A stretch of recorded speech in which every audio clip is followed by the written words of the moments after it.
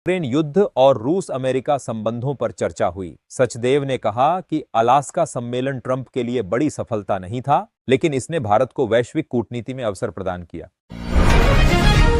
Film निर्देशक विवेक अग्निहोत्री की the Bengal files का ट्रेलर शनिवार को कोलकाता के एक होटल में भारी हंगामे के बीच लॉन्च हुआ। कार्यक्रम शुरू होने से पहले ही विरोध हुआ और अग्निहोत्री ने आरोप लगाया कि होटल की बिजली काटकर ट्रेलर रिलीज रोकने की कोशिश की गई। उन्होंने इसे बंगाल सरकार की तानाशाही बताया और कहा कि उनकी आवाज दबाने का प्रयास हो रहा है। फिल्म बंगाल विभाजन की त्रासदी और हिंदुओं के नरसंहार पर आधारित है, जिसमें अनुपम खेर गांधी की भूमिका निभा रहे हैं।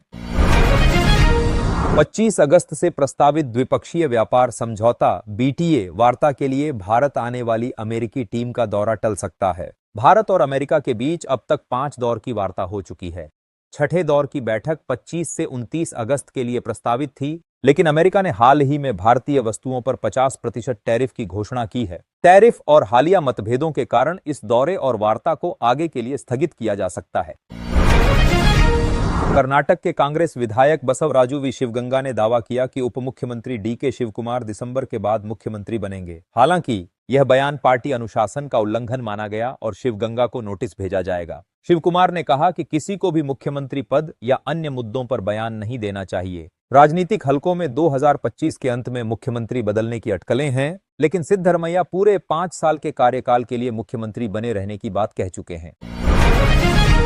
यूट्यूबर ज्योति मल्होत्रा पर पाकिस्तान के लिए जासूसी का आरोप है।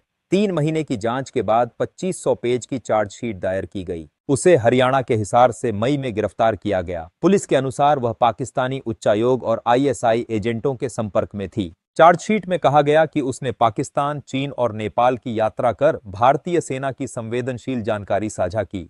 वह लंबे समय से जासूसी कर रही थी।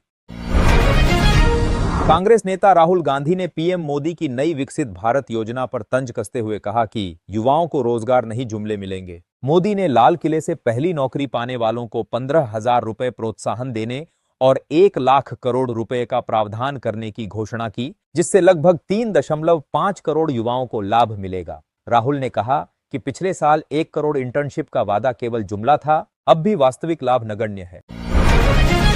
सिक्किम सरकार ने युवाओं में बढ़ती आत्महानि और ऑनलाइन जुए की लत को रोकने के लिए खेलोबेट और खेल2बेट जैसे सभी जुआ प्लेटफॉर्म पर तत्काल प्रभाव से पूर्ण प्रतिबंध लगाया। मुख्यमंत्री प्रेम सिंह तमांग ने इसे साइलेंट किलर बताते हुए सख्त कार्रवाई का ऐलान किया। उन्होंने कहा कि आत्महानि की बढ़ती घटनाओं का प्रमुख कारण यही है। सरकार ने पुलिस और अधिकारियों को निगरानी का आदेश दिया। इससे पहले तमिलनाडु, आंध्र प्रदेश और मध्य प्रदेश में भी ऑनलाइन जुए पर रोक है।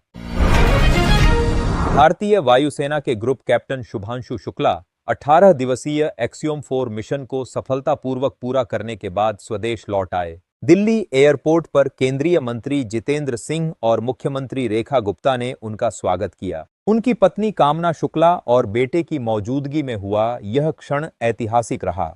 प्रधानमंत्री नरेंद्र मोदी से मुलाकात की भी उम्मीद जताई गई। शुभांशु ने इंस्टाग्राम पर अपनी वापसी को भावुक अनुभव बताया। उनके साथ ग्रुप कैप्टन प्रशांत नायर भी अंतरिक्ष मिशन में शामिल रहे।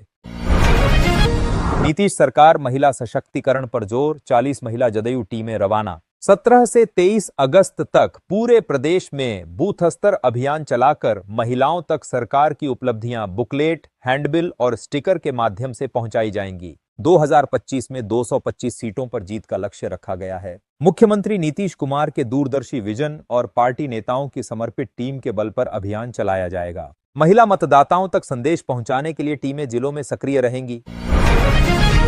केंद्रीय मंत्री और हिंदुस्तानी अवाम मोर्चा प्रमुख जीतन राम मांझी ने चिराग पासवान को सलाह दी कि वे केवल NDA में रहकर ही अपना राजनीतिक भविष्य तलाशें, अन्यथा उन्हें मुश्किलों का सामना करना पड़ेगा। मांझी ने बिहार विधानसभा चुनाव में NDA के साथ सहयोग करने की अहमियत बताई। उन्होंने मतदाता सूची के विशेष पुनरीक्षण का समर्थन किया और तुष्टीकरण की राजनीति पर कड़ा रुख अपनाते हुए कहा कि यह अब नहीं चलेगी।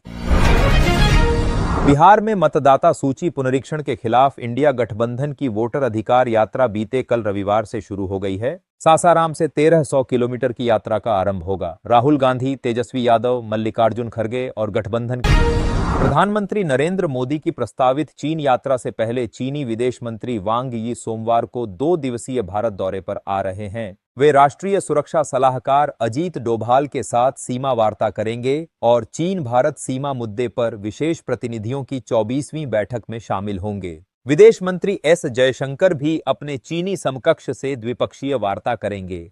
यह यात्रा शंघाई सहयोग संगठन शिखर सम्मेलन से पूर्व हो रही है, जिसमें प्रधानमंत्री मोदी की भी भागीदारी अपेक्षित है।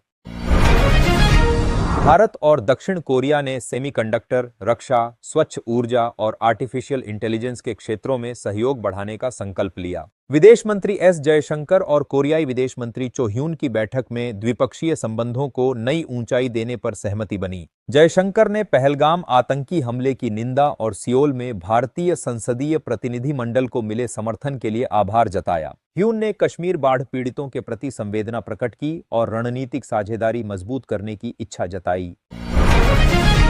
राजस्थान में पटवारी भर्ती परीक्षा रविवार को आयोजित होगी, जिसमें 3705 पदों पर नियुक्तियां होनी हैं। राज्य कर्मचारी चयन बोर्ड ने महिला परीक्षार्थियों से अपील की है कि वे हाथों में मेहंदी लगाकर परीक्षा केंद्र न आएं। बोर्ड अध्यक्ष आलोक राज ने बताया कि मेहंदी से बायोमेट्रिक हाजिरी में परेशानी होती है और फिंगरप्रिंट सही तरह से दर्ज नहीं हो पाते। सुरक्षा के लिए चेहरा स्कैन और बायोमेट्रिक अनिवार्य है। यदि मेहंदी लगाना जरूरी हो तो उंगलियों पर न लगाएं। प्रधानमंत्री मोदी ने 15 अगस्त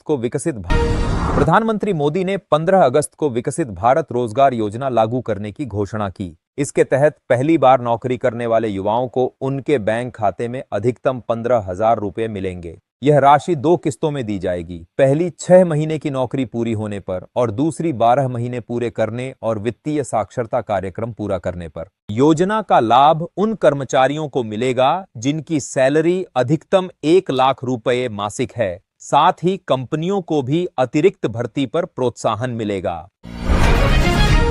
बेंगलुरु के नागरथपेट स्थित प्लास्टिक उत्पाद निर्माण इकाई में आग लगने से 5 लोगों की मौत हो गई, जिनमें एक ही परिवार के 4 सदस्य शामिल हैं। मृतकों की पहचान मदन सिंह, उनकी पत्नी संगीता, बच्चे मिथेश और विहान तथा सुरेश कुमार के रूप में हुई। मदन मूल रूप से राजस्थान के थे और पिछले 10 वर्षों से इस इकाई में प्लास्टिक के रसोई सामान, चटाई और स्टील बर्तन बनाते थे। परिवार इमारत की ऊपरी मंजिल पर रहता था। जांच जारी है।